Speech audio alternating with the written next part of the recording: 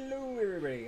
How's everybody doing? I hope everybody's doing great. I was feeling relatively positive today, which is always a nice change from a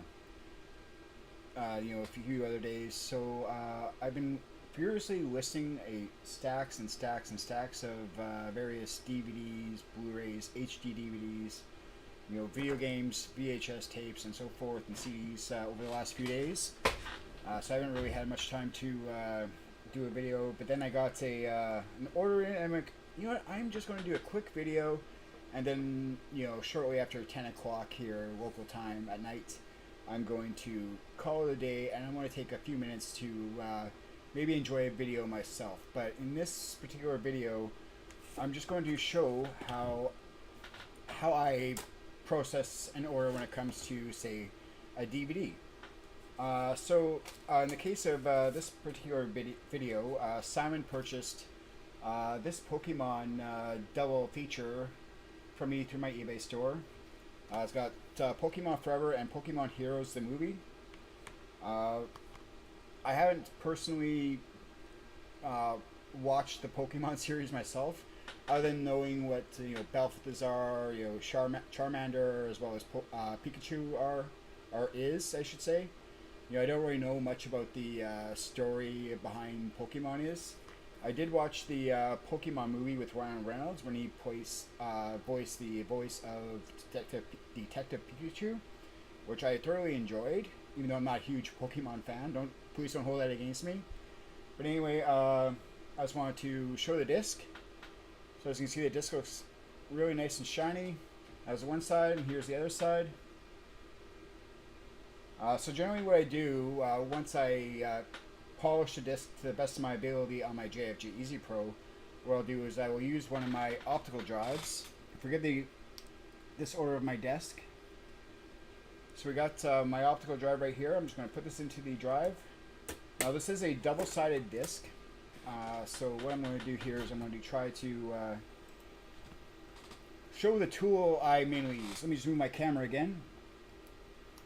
I guess what I should do is I should also move my microphone so hopefully people can actually hear me in this video. I did a video showing how I was testing a let me just close that up. Testing a bunch of GameCube games I put into an auction, which did actually sell, not for nearly as much as I wanted considering the value of a lot of the games that were included in that lot, but it did sell. Handed it off to the customer earlier today. Let me just see here. Okay, so there's my 1080p screen. So what I'm going to do is I'm just going to move my video for my webcam over. And what I'm going to do is I'm going to open up a program called Make MKV. As you can see right here. Make MKV is a great program for when you want to test videos and you want to be able to, while you're waiting for that item to sell, be able to enjoy those videos through your Plex home media server. So what I'm going to do is I'm going to select the optical drive, which this disc is in, which is correct. Hit on that logo there. Give it a minute here. It'll take a minute to quickly read the disc. And as soon as this is done, which might take a few minutes, what I'll do is I'll start the process of actually copying essentially the video data from my computer, from this disc onto the hard drive of my computer. And this allows me to help ensure that the disc itself is in fully operational condition and the buyer should have zero issues actually using this disc. So again, this process does take time.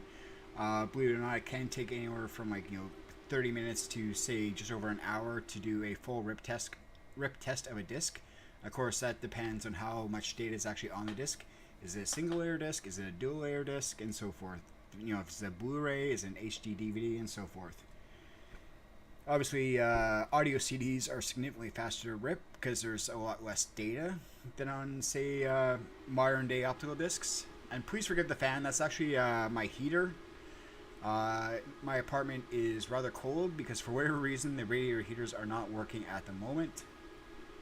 So in order to keep my place at a comfortable temperature where I don't have to wear my jacket or a toque or a hoodie, I gotta have my heaters running at 24/7, which is unfortunate because it wastes a bunch of energy in my opinion. But it's out of my hands at the moment. So, obviously, you can see this is taking a moment here to do.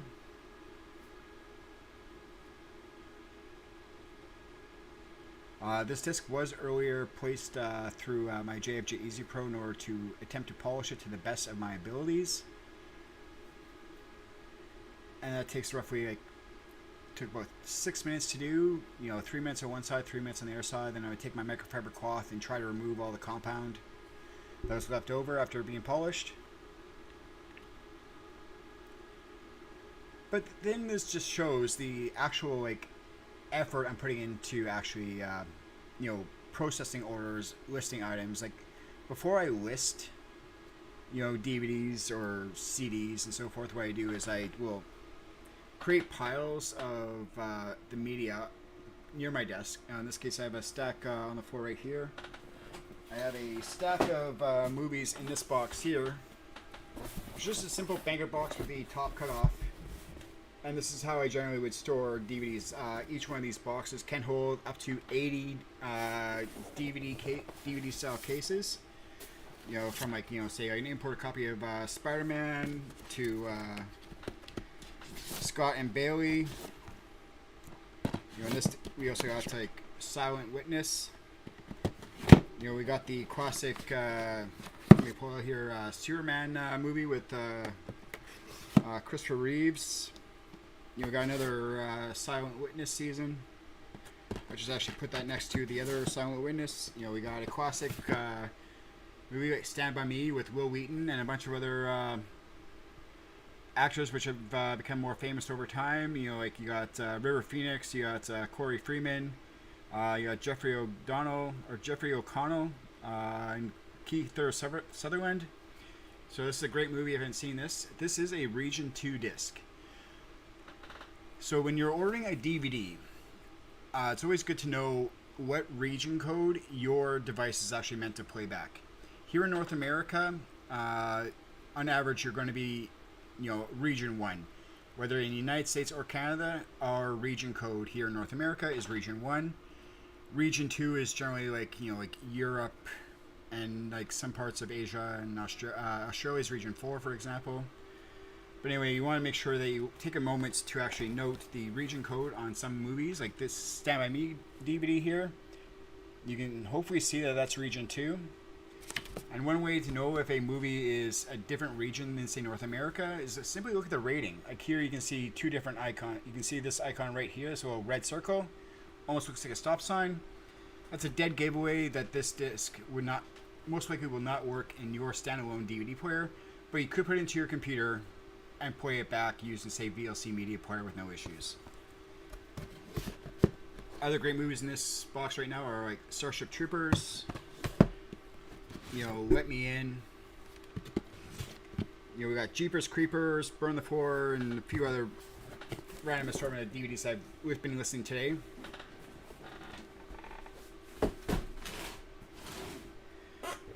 But we're still waiting for not DVD Decryptor, which is another program I actually use too.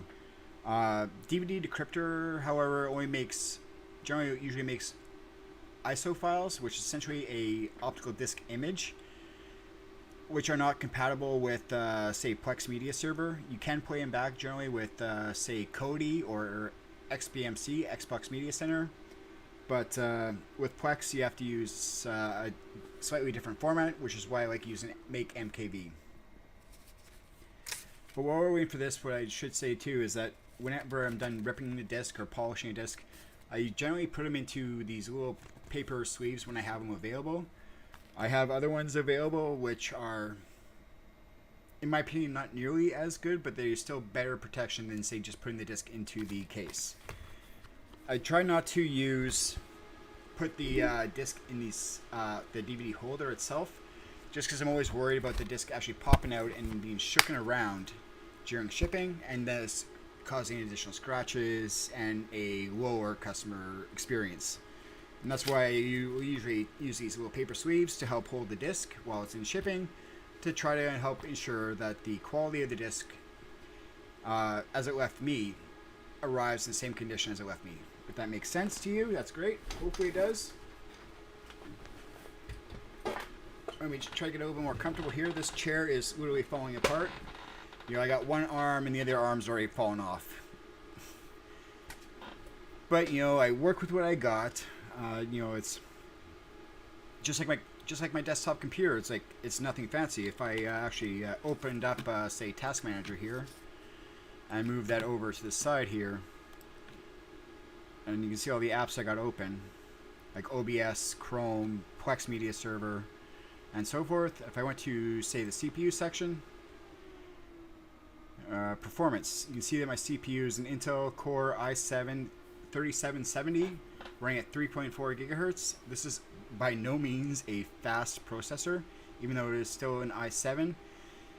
This processor was made probably in like 2010, I think. Let's actually do a quick Google search here.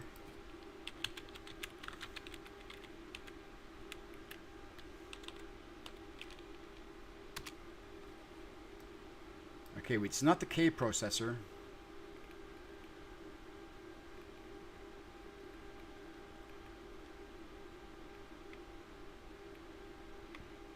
Okay, so we're just finding the K processors right now. So we'll just go to Intel Sheet, see when the K processor came out, because it's mostly it came out at the same time period. Obviously, we can see it's discontinued. It came out Q4 of 2011. Stopped being created in 2013.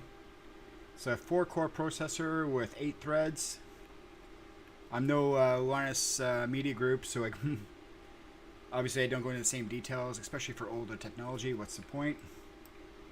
But for, you know, like listing items to eBay and doing these rip tests and, you know, scanning items on one of my various scanners and printing stuff on my thermal printer is more than enough. I have no reason to go out and say buy a brand new, you know, AMD Ryzen or Epic or Zen or you know, Intel Xeon or anything like that. These older computers working perfectly fine. I can still run Windows 10 with no issues. Thus, I still have updates from Microsoft. You know, when the end of life for, say, Windows 10 comes into play, I would most likely consider doing a system upgrade. And then this computer will have lasted me a substantially long time.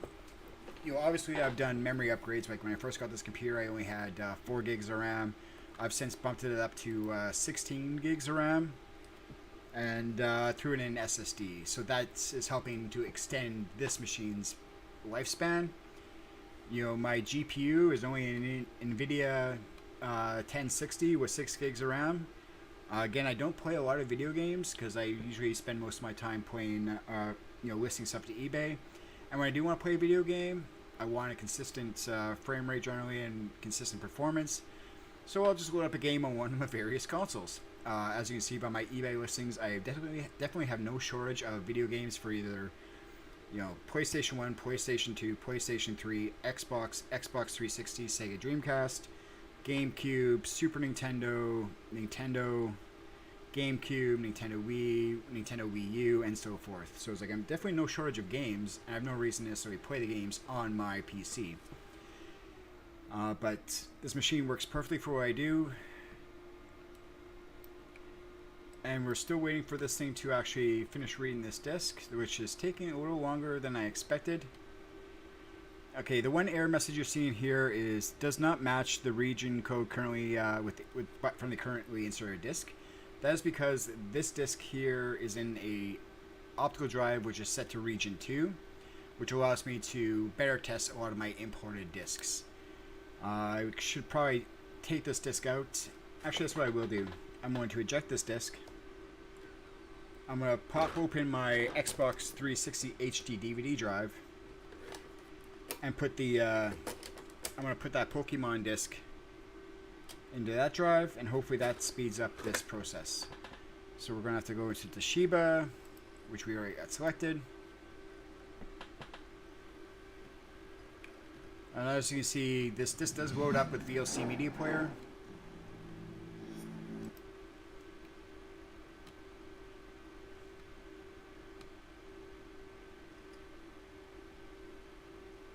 And we're just going to quickly skim through.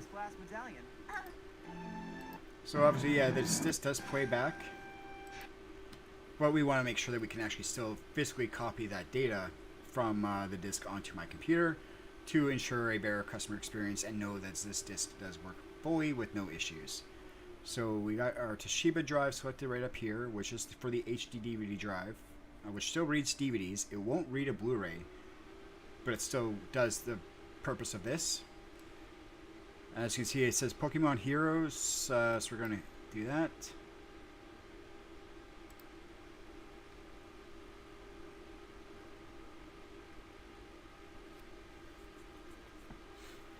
And the nice thing about having a log file, as you can see down here, is it does allow me to know if there were issues physically reading that disk. Just because a disk can be fully read and ripped with no issues doesn't mean that it's not susceptible to a lot of issues which a lot of various optical disc formats have had over the years. Whether it's be a Laserdisc and whatnot, or a DVD, or an HD DVD, or even a video game. Several video formats and several video game formats have suffered issues known as Wazer Rot over the years, where the disc will look, brand spanking new with no issues, but there's issues on the actual physical media itself, not necessarily on the digital portions of it.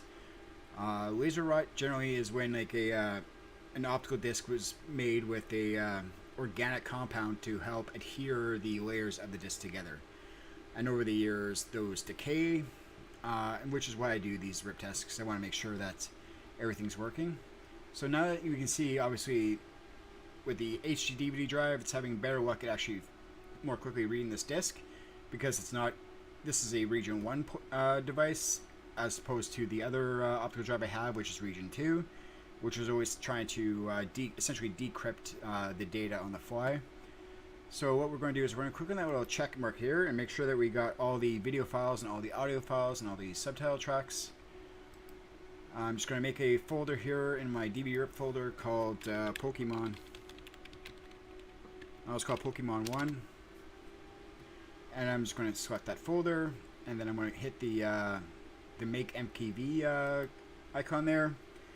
And again, what this is going to do now, this is going to essentially take that entire video from the disk and put it onto a single file on my computer with all those audio tracks and subtitle tracks that we selected. And again, this can take a fair bit of time depending on how much data is actually on the disk. So I'm going to let this play because I want to show exactly my entire process for actually testing media. I'm going to try to talk as much as I can during this video to ensure that, I tested both sides of this disc, because this is a dual movie, so it has one movie on each side of the disc. So one thing I do whenever I'm doing this process is I'll take a look at the actual case. Does the case have a bunch of stickers on it? If the case has stickers on it, what I'll do is I will I'll generally take the artwork out and get something like this called essentially Gooby Gone, just in spray ball form. I would take some paper towel. Another thing I would also usually have is usually a straight razor or a razor of sorts in order to help peel off the any stickers that might be on the case, whenever time permits. Another thing I would generally try to use, I would just take Windex. This is well, it's not Windex. It's essentially the Safeway brand of glass cleaner. It's the same stuff I use to clean my flatbed scanner to try to get rid of any debris or fingerprints that might be on the discs or the glass on my thing, as well as to try to clean up the case. Now, one thing I did notice right away when I was actually pulling this is that this case is cracked. Probably a little hard to see, but there's a crack in the case right there. So this case I don't want to use, so I'm literally just going to get rid of that case, and I pulled another case from my my shelf, literally just filled with various Blu-ray, HD DVD, and DVD, and PS3, and PlayStation 2 and GameCube cases. which I use for cases like this, where the disc might, or the case might be damaged or cracked. So it's not cracked on this one, so I'll be using this case here to essentially take the artwork, carefully put that back into there, and now we got a better looking case that's cleaner than the previous one, as well as it's not physically damaged. And let's see here, what else can I talk about? For most, for the vast majority of the discs, what I generally would do, like I said before, is I will take like these paper sleeves. It might be a plastic sleeve, depends what I have available. I try to include little thank you cards. Like they'll have a handwritten note down here, as well as links to my various social media, as well as my eBay store on the top there, as well as a note, you know, like I'm on YouTube as Canadian Brick Cafe. I'm on ebay.ca/str/canadianbrickcafe, facebook.com, also known as Canadian Brick Cafe, as well as, you know, once you go into those pages, you can find my Instagram, you can find my whatever store, you know. But while we're waiting for this disc to rip, I'm just going to quickly write down a quick note saying thank you for your support.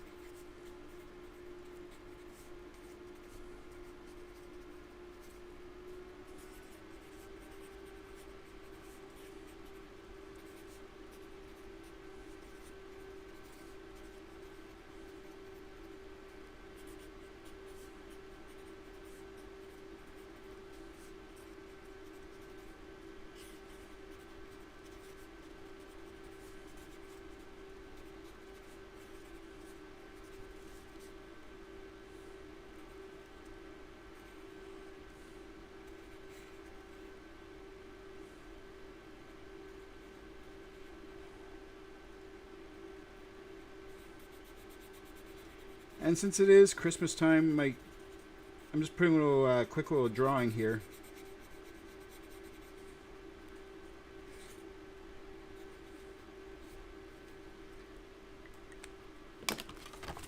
I just do a quick little drawing down there with a little smiley face and a kind of like a Santa Claus hat on it. I find that, you know, by putting in a simple little note, you know, saying like, many thanks for your support and your feedback on eBay. Be safe this holiday season. All the best from Canadian Brick Cafe. A small little thank you note can go a very long way in regards to, you know, showing your appreciation to the customers, that you appreciate their support. And like by doing like small little videos, well, this won't be a small video, this will be probably a long video by the time this is actually completed and I've shown that I've tested both sides of this disc. But people will get a better understanding that, you know, at least what I do is I actually go through the full effort to, you know, polish the discs, as well as to, you know, make sure that, you know, the disc is fully tested and actually working. Doing stuff like this has actually helped me, I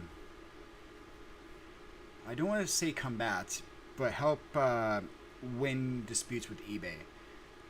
So like when I can show exactly, like, you know, how I packed an item and how I actually tested each disc, goes a very long way in regards to getting eBay to side with you in various disputes. Especially when it comes to imported DVDs. Because if you play a Region 1 or Region 2 DVD in a Region 1 locked DVD player, it's not going to work. But if you play a Region 2 DVD in a Region 3 DVD player, it will work with no issues, like in the case of using VLC media player on your desktop PC or on your laptop. So, as well as being able to do rip tests showing that you rip the physical data off the disc. So, I'm probably just repeating myself here, but do everything I can in order to provide my best customer service that I can, as well as packing my items to the best of my ability. Obviously, standard DVDs, what I do to ship them with is I'll just grab a bell mailer. These are just happen to be the eBay branded ones. I would take the movie, once it's done, put it into this little sleeve, take my little thank you card, put the disc in like that. And then I would put it on the side there, and then I would hold it. It would essentially hold itself in with the case. I would then obviously just take this and put it into the sleeve, seal it up. When I do remove the little foil there, so I can actually get to the adhesive to actually close this envelope up, I'll grab another little 4x6 label there with my URLs on it, put that on there to help seal it even further, to help prevent it from, you know, opening up during shipping. Or if somebody does open it, somebody actually opens it up, you can see that somebody tampered with the label, and so forth.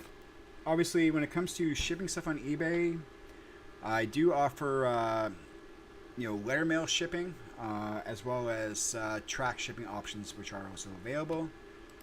Now, in order to make sure that a package can be shipped as letter mail, I actually use these Canada Post sizing dealies. Not every DVD or Blu-ray or whatever can fit through this. This little slot right here is what I'm looking for. It's 2 centimeters thick, so as long as the package can fit through this without any issues, you're good to go, and you can just throw on some stamps and it can be shipped out for significantly less than, say, you know, paying $20+ to send with tracking. Obviously, what Canada Post charges or FedEx charges or UPS charges for me to ship an item is out of my hands. I do use eBay calculated shipping a lot of times, but you know, I still have to pay for my bubble mailer, still have to pay for the compound that I use to polish discs, the time it takes to actually do these rip tests. You know, time is money, as they say, as well as eBay does take their final value fee from not only the item cost, the shipping cost, and any taxes they charge. Plus, there's also the you know, processing fee for each transaction. So, with all that said, eBay can take anywhere from, like, you know, depending if you're a top-rated seller or not. I'm currently not a top-rated seller, but I have been in the past. They'll take anywhere from, we'll say, you know, 15 to 20+%. And that also depends, are you paying for a promoted listing or not? All of my listings on eBay are promoted listings. And now I essentially pay an additional anywhere from like 2 to 10% to eBay to help sell my items faster. So it's like, with all those fees combined, that's, you know, helps, or that's what, like, how I come up with a price to sell an item. I also go on eBay and I actually see, like, okay, what is this item sold for? What is this item currently selling for? When I actually look at the sold comps, I look at, okay, where has this item sold from? Was it sold from, like, say, United Kingdom, where they're charging, you know, $20+ to ship the item? Say the item sold for like $4 from the United Kingdom, but the buyer paid, you know, $20+ to ship it. Then I would take, like, that, say that disc is worth $24, and then I would see what it's selling for here in North America, what they're also charging to ship, and I'd use that to help factor in my actual cost per the item and what I'm charging to ship. On average, I charge anywhere from like $5 to $6 to ship items out via letter mail. You know, and that's also helps pay for the cost of shipping, the packing supplies, as well as for the dishonest people that claim they never got their item or the item doesn't work. So as we see, this side of the disc has completed successfully with no issues. They see no errors down below. There's no errors down here. This was completed successfully, so what we're going to do is we are going to flip this disc over.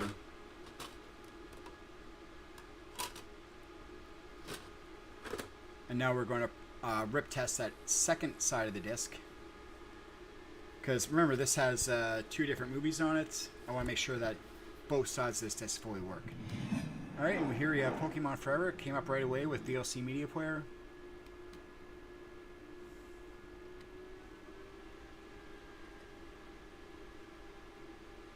We're just going to skim through the disc. Pokemon? Yes, ma'am.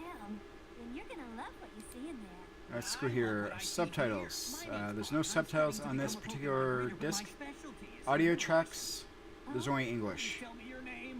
My name's Diana. And that's my grandma. Alright, so Obviously, this disk is playing back on my computer with no issues, as you can see. Now I just want to make sure that there are no actual issues with the disk, so we're just going to do that rip test. So again, we're just going to have to process the second side of that disk. And let's see here. Let's just clear, select all, and we're just going to delete everything that's currently. No, we can't do that. Okay, so we're just going to leave that all there. As you can see here, I got a bunch of other stuff I have to list. I got a bunch of books. I got more DVDs. I got some, I'm going to say VTech walkie-talkie looking things. I'm going to have to figure out where they are, what they are, and test them. But VLC, okay, we're just going to take that movie, select the folder we're going to rip it into. We're going to call that Pokemon 2. That folder doesn't exist, so let's go up here, select folder,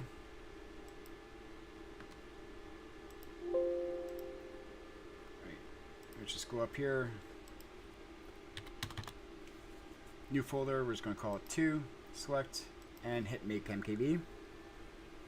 Now when I do test disks, I'll initially test it before I list it, and I'll keep it on my home Plex Media server until it actually sells. When it actually does sell, what I'll do is I'll log on to my Plex Media server and I will delete that video from my server, and then I'll just update my Plex Media server is set to automatically detect any new or removed media, so it should automatically be deleted as soon as I delete it.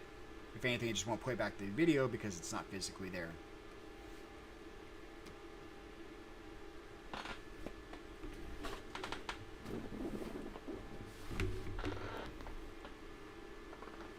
Let's see here. What else we got here? I got a couple. Got a PlayStation 2 game for Ratchet and Clank. I have to get that listed.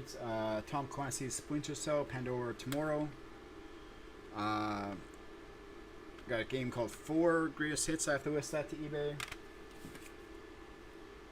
We got Tales of something or another for the PlayStation 3. This one I've already tested, as I can tell by the label I've already put on it. When I test things and I put them in these little cases, I will generally put a little label on it so I know when I last tested it, as well as whether or not I had to polish that disc or not. Some other things I got over here. I got my trusty Dymo shipping scale. This is what I use to weigh all my items I'm shipping out. This one can read, I think it was up to, can read over 25 kilograms, which is good. I got VHS cassette tapes. I got some more TV shows. In this case, MacGyver season 1. I got the Scary Movie trilogy from Region 2, which I have to test. I got a Region 2 steelbook for Terminator 2 Judgment Day. I have to photograph and list this. I got the Edward Scissorhands collector's tin there. I got the box for Superman double feature. Those Superman discs movies I showed earlier. They came out of this. Since this would be too thick to ship as letter mail, I'm listing the movies individually. And then if I still have this and somebody orders both those movies, I would just put the movies into this, and I would most likely be shipping out with track shipping, because this would be too thick to mail out by letter mail. And one way to know for sure is, yeah, there's no way that this case would fit through that. So this would be something like this would be a parcel shipping only. Let's see here. I got a Pit Fighter for the Game Boy that I have to list. This is a black PlayStation 2 Slim, which obviously I've tested because I've already wrapped it. As well as the various, I got like a bunch of seasons of Prison Break I need to get listed, and countless books I also need to list.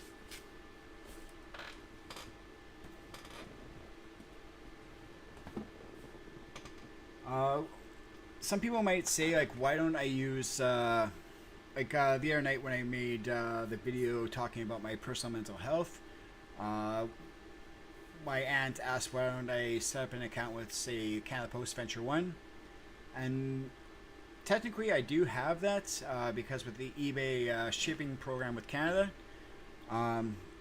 they sign you up for that automatically in order to try to get the best shipping rate as possible.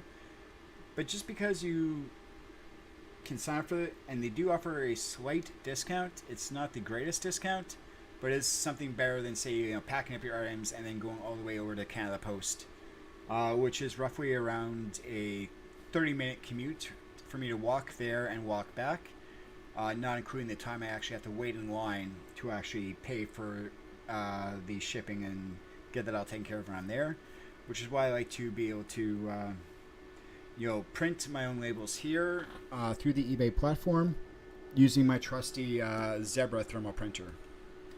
This thing is serving me very well. It is currently connected to my home network over wireless as well as physically connected, so that it doesn't matter if I'm on my, say, cell phone or if I'm on my tablet or my laptop. I can physically print a label from any of my devices to this, then come over here, tear it off, and then put it onto the actual package. And that's just another one of my Brother laser printers. This is a Asus AC wireless switch. I have a similar device like this. Actually, I have two of these devices. One's here, and one is actually on the other side of my apartment. And the other one's just set up as a essentially a wireless repeater, where it'll essentially these two devices they'll wirelessly connect to each other to be able to connect everything that's on the other side of the apartment, so I don't have to have a cable running all the way on the floor or on the ceiling to get network access to, say, like my Xbox, my PlayStations, or my file server or any other device. And I do get full network speed from that, so I could are both connected wirelessly. I'm just going to quickly show. Obviously, this might degrade my upstream to, say, YouTube, but we're just going to do it as a quick example here. So that movie we just finished doing, so if I go over to, where is it here? This computer, as you can see, my computer is almost out of hard drive space. Let's go over to HD DVD. So Serenity. This is one of the HD DVD movies that I tested. I'm going to throw that onto my file server. Let's go to movies, and we're going to go to HD DVD, and we're just going to paste that there. And as you can see, these two access points, since they are connected wirelessly over an AC connection, we are getting 112 some odd megabit a second. So I have no issues doing wireless, and when I don't need a physical connection, that saves me obviously time and money, and it allows me to increase the range of my home wireless network at the same time. Obviously, this will still takes time to copy over large files. Like an HD DVD can be up to like 40 gigs. Or 15 to 40 gigs, depending on the format and what all audio tracks I saved. So, like, say, Failure to Launch, for example, that one was at 16.1 or 16.1 gigs. And again, by being able to do these rip tests, I can actually be able to enjoy these movies while I still physically have the media, and I don't have to, say, take this movie out of my storage area from my storage locker in order to actually enjoy this video. The benefit of that is that I misplace less items. God forbid I had a roommate and they decided they want to, say, watch one of my movies. They took it out with the bin and they never put it back, or they put it back into the wrong location. This way, once I put it into storage, it's going to be there until I actually sell it. And when it does sell, I will just come over to my file server and delete that file from my storage solution. So obviously we're just going to cancel that because we're not going to worry about copying that over. This is almost done copying. So let's see, this process so far has taken 40 minutes. So it's definitely, this isn't something every single movie reseller out there is going to do. But it's something I do because I want to help build confidence in the items I actually sell to people.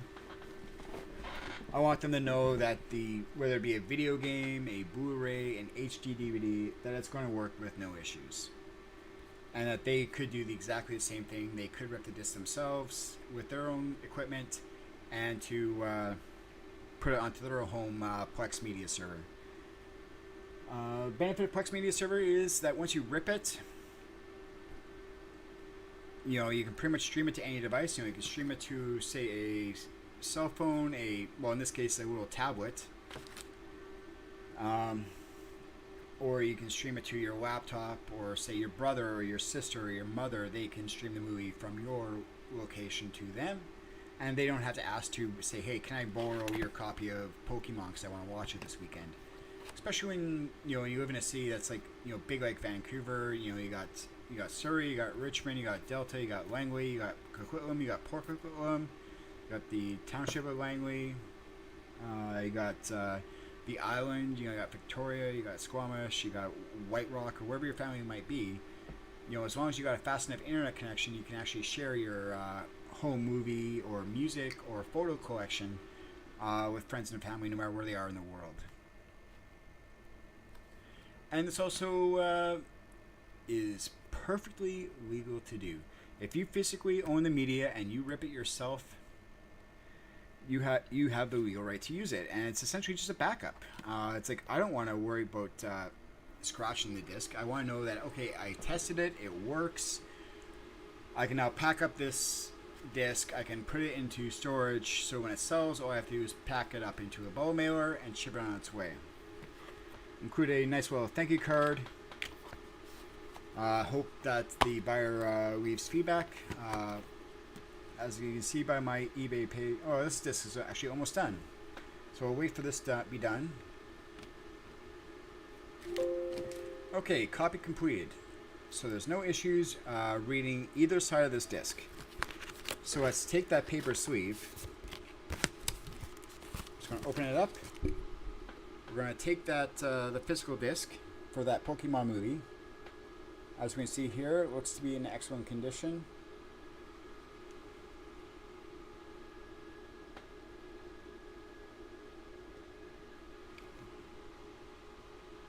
I'm actually going to polish this up one more time just to be safe, but as we can see, it is fully working with no issues.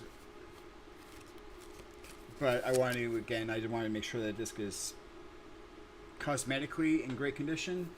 So what I'll probably do is I'll probably go grab my my microfiber cloth, and I'm just going to do a quick little spray down and wipe down of it. So I'll be right back.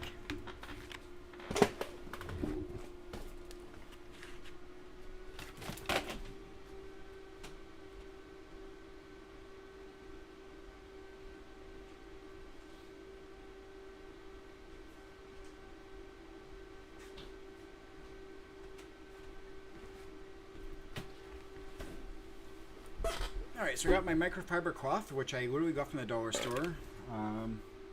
We're going to grab the glass cleaner.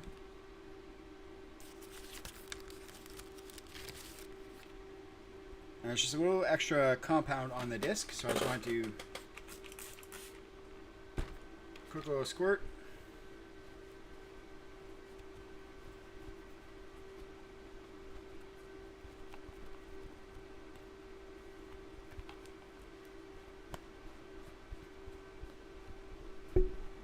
I always like to go from the inside out.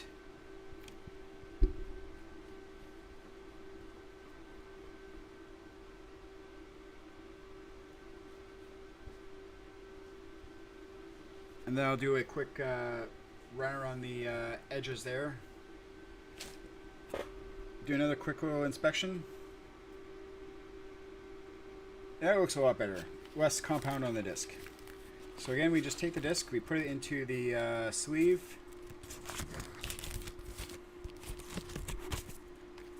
Grab the thank you card I made for this person.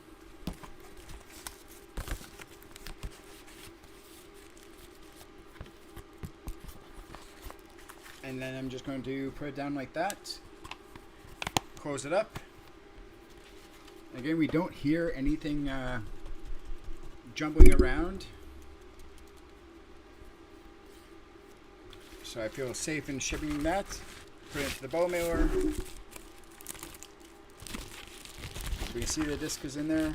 We're just going to seal it up. Grab one of these little labels here. Sorry I keep hitting the microphone. We'll put my label on it. And now what I'm going to do is, since this person did pay for track shipping, I'm going to go onto the eBay website and I'm going to print off the Canada Post label. Obviously I can't show that necessarily because that'll have customers' information on it. But what I can do is I can open up eBay here.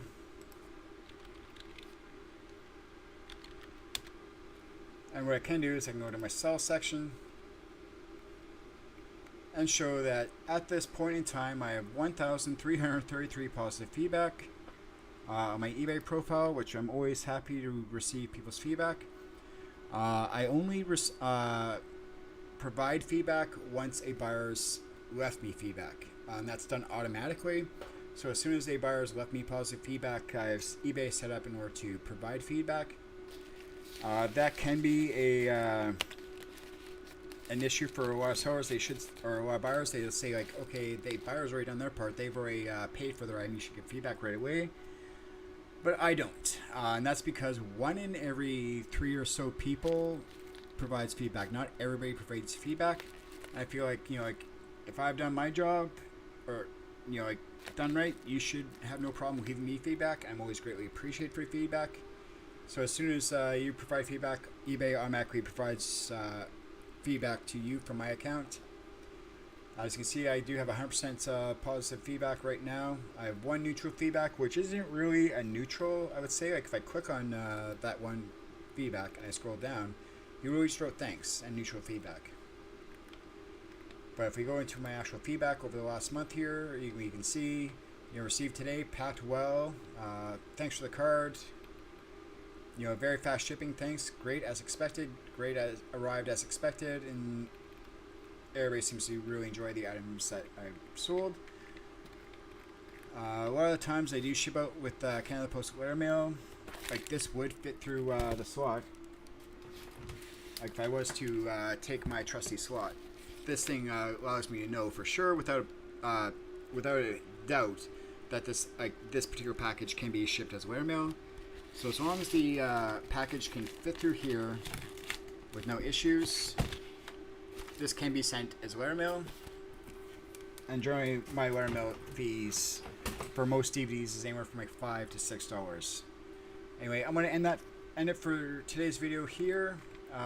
We currently have, at the time of recording this particular video, I currently have 4,748 items listed to eBay.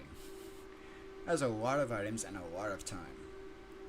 And it takes up a lot of space. So again, I'm very appreciative for everybody's support. Thank you very much for watching. Hopefully this video answers questions of, in this case, how I ship out, say, a DVD in this case. Video games, Blu-rays, HD DVDs, I pretty much do exactly the same thing. Whenever I have them available, I do provide thank you cards, especially during the holiday season. So I'm going to print off the shipping label for this, and then I'm going to go for a quick walk down to the nearest Canada Post bin and get this into the mailbox as fast as I can, just in case I forget to do it tomorrow, because I always like to try to get packages into the mailbox as soon as I can, because Canada Post picks up, say, at 4 p.m., but if I get distracted, or if I just get too busy, I might not make, say, like the next day's pickup from the red box. So I always like to get things into the mailbox as fast as possible. Here in Vancouver, it doesn't get super cold, say like it would in Alberta or Saskatchewan or Ontario. You know, we got a pretty mild climate out here, so I'm not worried about discs getting damaged due to extreme cold. If this was, say, Saskatchewan, you know, where I'm originally from, obviously, I'm wearing a Saskatchewan Roughriders t-shirt. You know, it can get to like minus 40, minus 50 with wind chill and so forth. You know, temperature's so cold where your balls go up into your chest. You know, it's that cold in Saskatchewan. But here in Vancouver, it's generally not overly cold. Like after living here for 10 plus years, you know, you get accustomed to this temperature, so it does still feel cold. Like I still wear jackets and hoodies and a toque when I go outside. But yeah, I'm going to go print off the label for this, get this into the mailbox, and hopefully get to this customer as fast as possible. I'm just going to move this eBay page so I can actually get this person's name, so I can actually thank them. So if I go into my orders section, I'm going to move OBS. I'm going to close Make MKV. Alright, this is going to Simon. Simon, thank you very much for your support, my friend. I hope you found this video informative. I'm going to be packing this up. Well, it's already, obviously, as you saw in this video, it's already been packed. It's been tested. So, I'm going to get this into the mailbox so that you can have it really fast. Let's see here. Where is this package going? This package is going to Pitt Meadows, BC. So in all due honesty, you know, the cost to ship this with track shipping might have been a bit excessive, but since that's how you wanted to pay for it, I will be printing off the Canada Post label momentarily and getting this package out to you again.